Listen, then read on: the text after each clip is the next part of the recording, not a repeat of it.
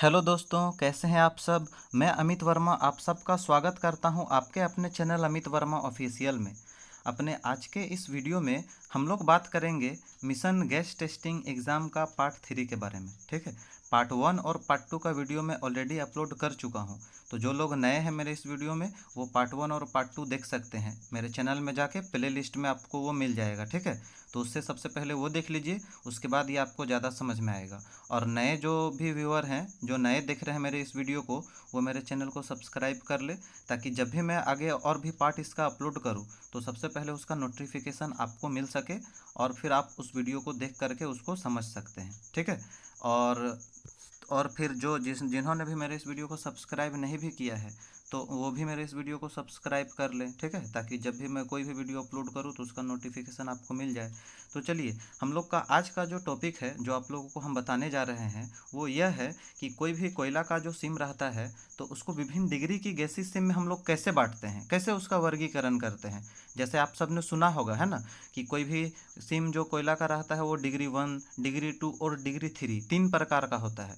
परिभाषा भी हम लोग पिछला वीडियो में हम लोग पढ़ चुके हैं सबका, कि डिग्री 1 का गैसीय सिम किसे कहते हैं, डिग्री 2 का किसे कहते हैं और डिग्री 3 का। ठीक है, तो आज का इस वीडियो हम लोग का इस विषय में है कि आखिर हम लोग पता कैसे करते हैं कि वो कौन सा डिग्री का गैसीय सिम है ना, डिग्री 1 है कि डिग्री 2 है कि डिग्री 3 है, कैसे पता करेंगे।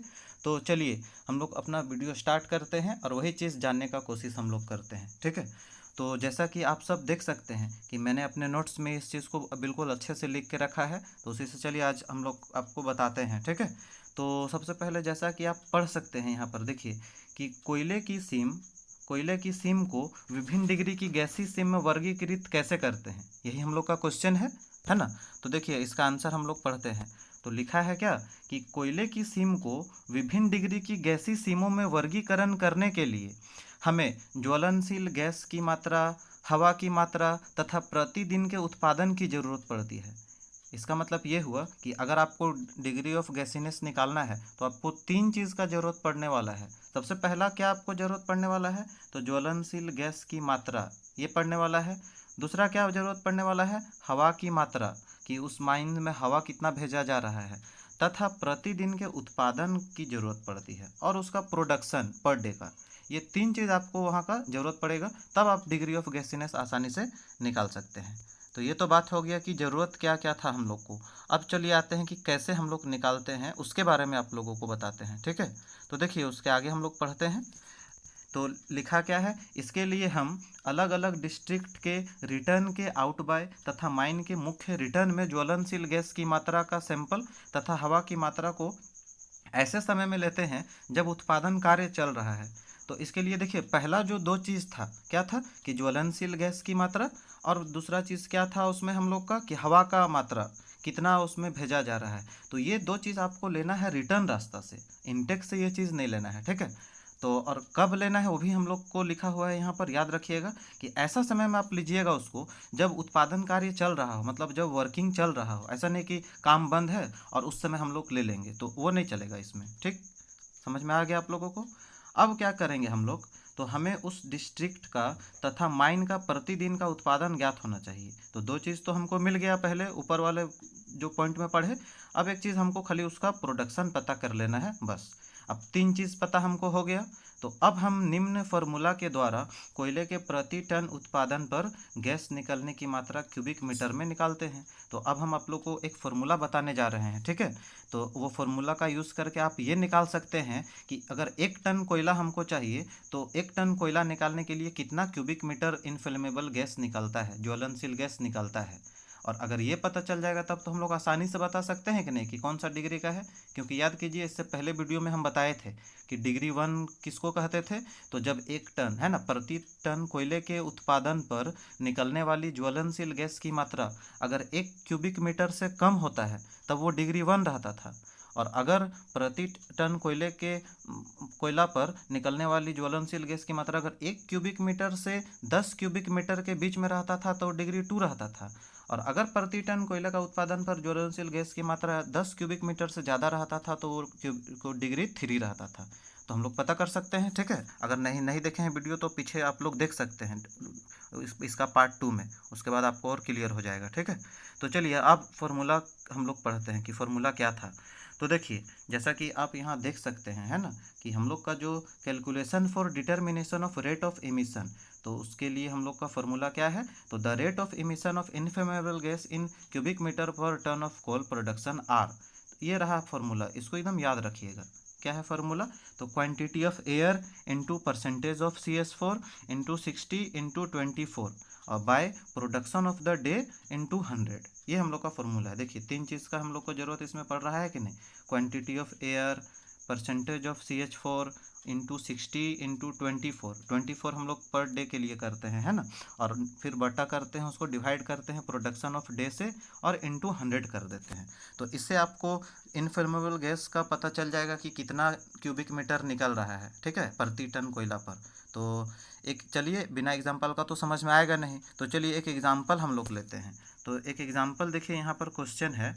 अच्छा उससे पहले एक चीज़ और आप लोग ध्यान रखिएगा कि मान लीजिए हमको निकल भी गया कि कितना निकल रहा है ज्वलनशील गैस, तो देखिए यहाँ पर लिखा हुआ है कि ऐसा हम प्रत्येक डिस्ट्रिक्ट तथा माइन के लिए अलग अलग करते हैं तथा इनमें से अधिकतम वैल्यू के अनुसार सिम को विभिन्न डिग्री में वर्गीकृत कर देते हैं, ठीक है।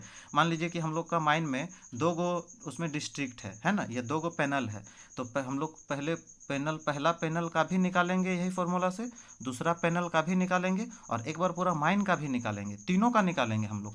और फिर उसमें से जो सबसे ज़्यादा जिसका आएगा वही हम लोग डिग्री बोल देंगे कि पूरा माइन का वही डिग्री है, ठीक है। जैसे देखिए एक यहाँ पर क्वेश्चन लिए हैं, क्वेश्चन देख सकते हैं आप लोग कि एक माइन है जिसमें 2 गो पैनल है, ठीक। तो पहला पैनल में देख सकते हैं आप लोग यहाँ कि उसमें ज्वलनशील गैस निकलता है 0.05%। क्वांटिटी ऑफ एयर वहाँ पर कितना जा रहा है, तो 1000 क्यूबिक मीटर पर मिनट और प्रोडक्शन वहाँ का है 300 टन, ठीक।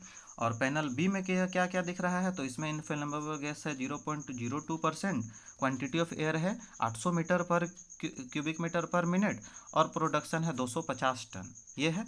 और पूरा माइन का भी दिया हुआ है कि उसमें हम लोग का ज्वलनशील गैस निकलता है 0.075% और क्वांटिटी ऑफ एयर है 6000 क्यूबिक मीटर पर मिनट और प्रोडक्शन कितना है उसका 800 टन है। सारा चीज़ जो चाहिए हमको वो दे दिया है, ठीक। अब क्वेश्चन आपसे ये पूछा है कि ये किस डिग्री का सीम है, ये आपको पता करना है। जीटी का एग्जाम में भी आपसे यही पूछा जाएगा कि दे देगा, बोलेगा बताओ ये किस डिग्री का सीम है। तो देखिए आगे कैसे हम लोग पता करेंगे। तो सबसे पहले जैसा कि हम बताएं सबके लिए अलग अलग निकालना पड़ेगा, है ना। तो सबसे पहले निकालेंगे हम लोग पैनल ए के लिए। तो देखिए पैनल ए के लिए rate of emission of inflammable gas is equal to, वही फार्मूला में पुट कर रहे हैं, 1000, ठीक है। 1000 ये क्या दिया हुआ था मेरा, तो 1000 दिया हुआ था क्वांटिटी ऑफ एयर इनटू फिर क्या था इमिशन ऑफ इनफ्लेमेबल गैस, तो वो 0.05% हो रहा था, इंटू 60 इंटू 24 और नीचे में क्या है प्रोडक्शन, तो प्रोडक्शन था 300 टन और इंटू 100 कर देंगे। तो जब आप इसको सॉल्व कीजिएगा तो आपका आएगा 0.24% क्यूबिक मीटर, ठीक है, 0.24 क्यूबिक मीटर। तो जैसा कि आप देख सकते हैं ये 1 क्यूबिक मीटर से कम है।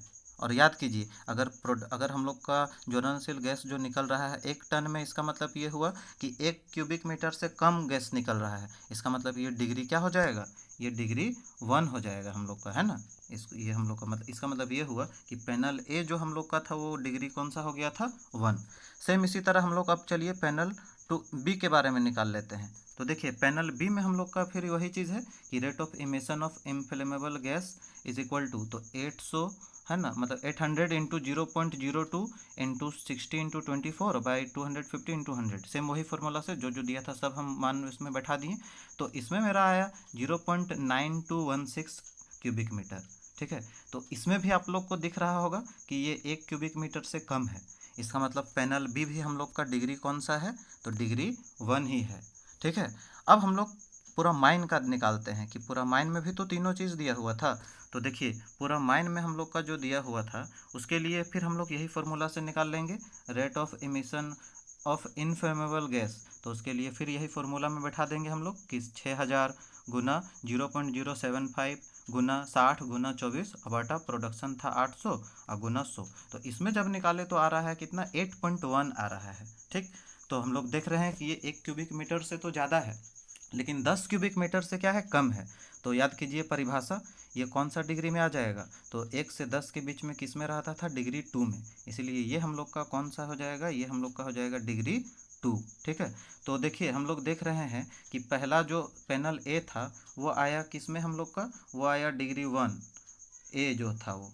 बी जो था वो किस में आया, वो अभी आया डिग्री 1। लेकिन सी, पूरा माइन जो हम लोग का था, सी मान लेते हैं इसको, ये हम लोग का आया डिग्री 2। तो इसमें से आपको सबसे ज़्यादा कौन सा डिग्री दिख रहा है, सबसे ज़्यादा कौन होता है, वो 1 होता है कि 2, तो 2 होता है ना। तो इसका मतलब हमको अधिकतम वाला को ही लेना है। इसका मतलब हम लोग ये मान के चलेंगे कि पूरा माइन हम लोग का डिग्री 2 का है। ठीक है। इसीलिए यहाँ पर देखिए लिखा हुआ है, अतः यह डिग्री 2 की गैसीय सीम है। ठीक। तो इसी तरह आप लोग को अगर ये चीज़ पता रहेगा कि क्या क्या हम लोग को चाहिए, तो आप लोग भी इसको निकाल सकते हैं। ठीक है। आशा करता हूँ कि आप लोगों को समझ में अच्छे से आ गया होगा। ठीक है। अगर नहीं समझ में आया होगा तो भी हमको कमेंट सेक्शन में करके बताएं। ठीक है। और अपने आज का इस वीडियो में हम लोग इसी को खाली निकालना सीखेंगे, तो अपने से आप लोग इसको प्रैक्टिस कर लीजिएगा और इसका नोट्स बनाते चलिएगा, जैसा कि हम बार बार आप लोग से बोल रहे हैं। और इसका नोट्स का जो है पीडीएफ तो हम अपना व्हाट्सएप ग्रुप में डाल ही देते हैं। तो अगर जो नए जो इस वीडियो को देख रहे हैं तो उस कमेंट सेक्शन में हम व्हाट्सएप ग्रुप का लिंक दे दे रहे हैं। ठीक है। उसमें आप लोग जुड़ जाइए, उसमें रेगुलर हम उसमें नोट्स प्रोवाइड कर देते हैं पीडीएफ में, तो उससे आप लोग डाउनलोड कर लीजिएगा। ठीक है। आशा करता हूँ मेरा यह वीडियो आप लोगों को अच्छा लगा होगा। तो चलिए हम लोग फिर मिलेंगे अपने अगले वीडियो में, तब तक के लिए धन्यवाद।